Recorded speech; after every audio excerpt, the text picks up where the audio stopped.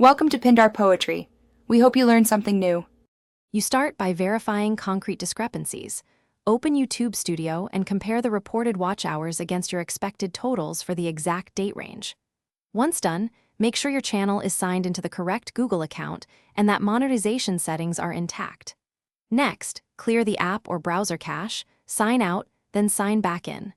Try both desktop and mobile to see if the issue is client-specific. This gets you immediate diagnostic data and often resolves simple syncing glitches fast. Now dig into analytics to find where hours are dropping. Compare real-time metrics with the 28-day overview and inspect playback locations and retention graphs. Make sure no videos are set private or unlisted by mistake, and check for duplicate uploads or content ID claims that can freeze reported watch time. If you use third-party tools or the YouTube API, verify keys and rate limits. Also confirm team permissions. Restricted access can hide metrics. These steps finish by submitting a detailed support request to YouTube with video ID, exact date ranges, and screenshots showing discrepancies.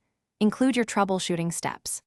Then allow 48 to 72 hours for YouTube's recalculation.